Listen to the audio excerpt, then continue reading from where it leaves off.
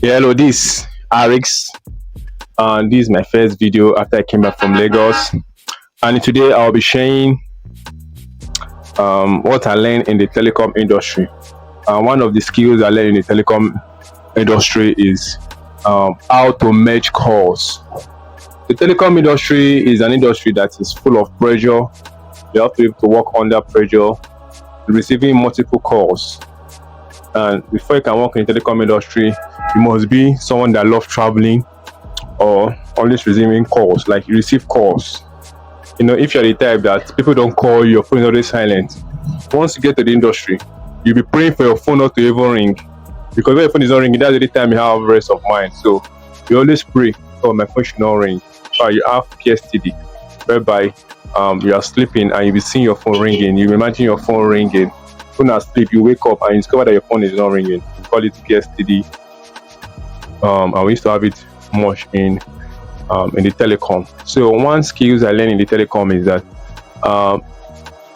is the ability to make calls, make conference calls, and it's really an eye opening. So this is how it works.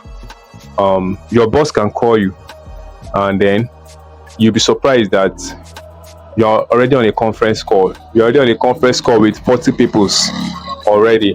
What they do is most time they have to notify you.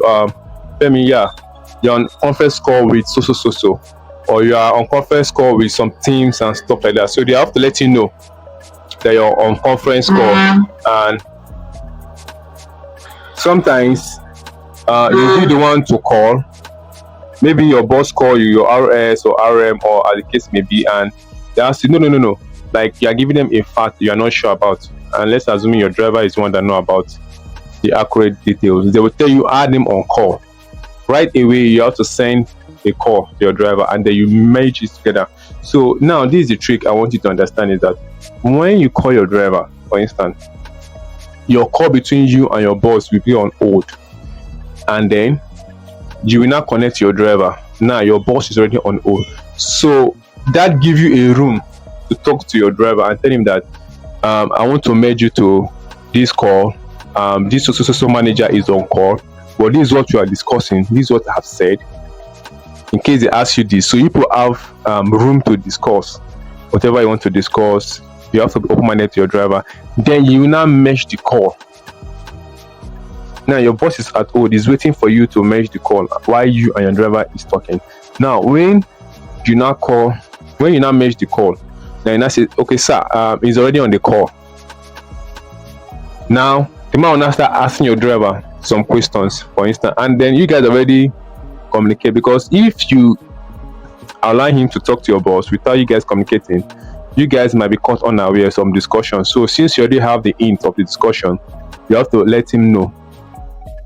So all those things is a kind of risk whereby you are telling someone a kind of secret stuff and the other person is on hold. It's just like you are doing a secret stuff in the other room and the person is on the other room.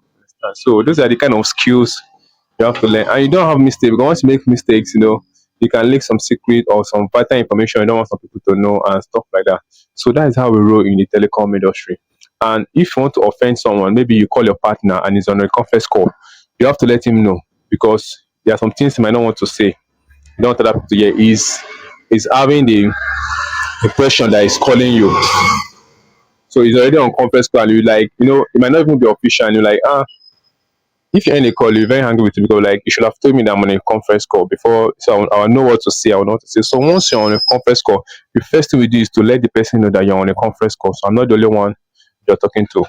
Understand? So at the end of the day, it might be like a long chain of call. This calling this one is holding and calling this one is calling this. Before you know, you're having 30 people on call. And this is a very sweet skill that sometimes when I get out of the telecom industry, people don't even know it exists. This kind of skills that you can conference people, call this one, call this one. Even the person you are calling, you can go and hold him and talk to this one. It's a kind of connection, and people don't used to use it. There was a time I will call a friend or family. I'll tell them to hold on. Let me call the other person so we can mesh the call. And before you know, they will end the call. Once they discover that they are on hold or the network, they will just end the call. It's not supposed to be like that. You have to wait. Then the next thing, I will be back and I'll tell you, oh, this person is already on this line, and we're seeing the conference call 2 or more people. three or more people will be on the same call. So this is one of the skills I learned. And the question I would like to ask is the tariff, the charging.